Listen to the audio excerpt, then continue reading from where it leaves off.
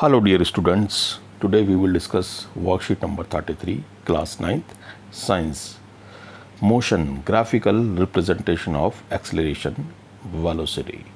जिज्ञासा दीदी, can we calculate the distance displacement using a graph? Gyan, as you know that we can calculate the speed of an object by its distance time graph. Similarly, we also calculate the distance or displacement traveled by an object by using its velocity time graph. Velocity time graph represents acceleration of an object in a velocity time graph. Velocity of an object is represented on y-axis. Velocity y-axis पे ले लेंगे and time is represented on x-axis. Time x-axis पे आ गया. Take 2 points A and B on the line in the given time. Draw a line perpendicular on time axis from these points. The area enclosed by velocity time graph and the time axis will be equal to the magnitude of the displacement. तो इस तरीके से जैसे इन्होंने दिखाया है, A B से हम एक लाइन खींच लेंगे एक्स के परपेंडिकुलर. ठीक है, तो जो एरिया होगा ए बी और ये T1 T2, इस एरिया से हम इसका निकाल लेंगे कि इसने कितनी डिस्प्लेसमेंट इसमें हुआ है. ठीक है, अब ये है यूनिफॉर्म एक्सेलरेशन, तो ग्राफ इसमें लाइन सीधी जा रही है. तीसरा है ये रिटार्डेशन, यानी इसमें एक्सेलरेशन रिटार्ड हो रहा, स्पीड कम होती जा रही है. और ये है नॉन यूनिफॉर्म एक्सेलरेशन, इसमें एक्सेलरेशन यूनिफॉर्म नहीं है, कम या ज़्यादा होता जा रहा है. Calculation of distance from velocity time graph, uniform velocity. The given velocity time graph shown the uniform velocity of an object. To know the distance moved by an object between time t1 and t2, draw perpendiculars from the point corresponding to the time t1 and t2 on the line to make it rectangle ABCD. The area enclosed in this rectangle will be equal to the distance traveled by an object in the given time. So displacement, अगर displacement या distance हमें निकालना है तो ये line जो जा रही है हमारी ए बी, ठीक है, जो हमारी वेलोसिटी बता रही है, यूनिफॉर्म वेलोसिटी बता रही है. ए से हम एक परपेंडिकुलर खींचेंगे और एक बी से, तो जो एरिया इसमें इनक्लोज हो गया उस एरिया को निकाल लेंगे तो हमारे डिस्प्लेसमेंट आ जाएगा. तो एरिया का तो फॉर्मूला सिंपल है हमारा, ए C multiply by C D, दोनों साइड्स को मल्टीप्लाई कर लेंगे. तो ए सी हमारा 40 गिवन है और सी डी यानी T2 माइनस T1 हमारा गिवन है 2.8 है, तो हमारा आंसर आ गया 112 kilometre.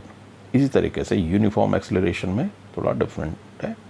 The velocity increases in equal amount in equal interval of time in uniform accelerated motion. Here also the area enclosed by trapezium formed by joining point A and E. तो A और E को हमने join कर लिया और A से एक line parallel खींची हमने टाइम एक्सेस के. ठीक है, जब टाइम एक्सेस के हमने खींची तो हमारा बन गया इस तरीके से ADE एंड तो हमारा डिस्टेंस आ जाएगा travelled area of ABCD. ABCDE का निकालेंगे, यानी ट्रैपेजियम का, तो area of ABCD plus area of triangle ADE अलग अलग निकाल सकते हैं. ABCD का एरिया तो सिंपल निकल जाएगा AB मल्टीप्लाइड बाय BC, और ट्राइंगल का निकल जाएगा half AD multiply by DE. तो दोनों का एरिया निकाल लेंगे हम इस तरीके से. AB 18 गिवन ही है और BC 20 माइनस 12 यानी T2 माइनस T1. ठीक है, BC निकाल लिया और मल्टीप्लाई कर दिया हमने इस तरीके से. उस तरह से हाफ AD और DE की मल्टीप्लाई इधर हो गई है, तो हमारा आंसर आ गया 216 मीटर. नाउ क्वेश्चन डिस्कस कर लेते हैं. If velocity time graph of an object is a straight line parallel to the x axis, what will be its acceleration. अगर एक सिंपल लाइन है, स्ट्रेट लाइन है इस तरह से, तो क्या होगा, एक्सेलरेशन हमारा 0 होगा. Calculate the distance traveled by an object between 2s to 3s in the given velocity time graph दिया हुआ है. इसमें हम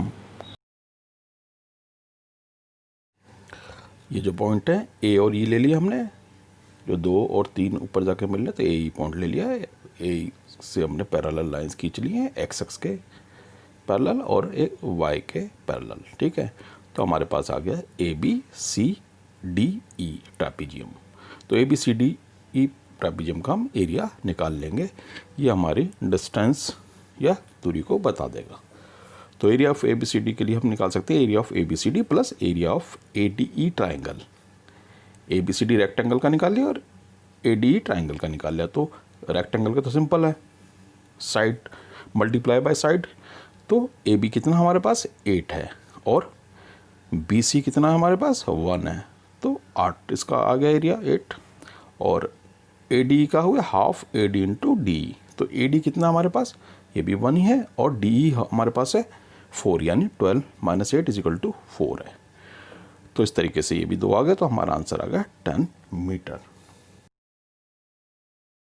Which physical quantity is represented by the slope of velocity time graph?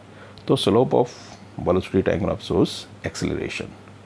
Draw velocity time graph for accelerated motion and retarded motion. तो आप इनमें से ये है हमारे पास accelerated और retarded, तो इन दोनों को हम बना लेंगे।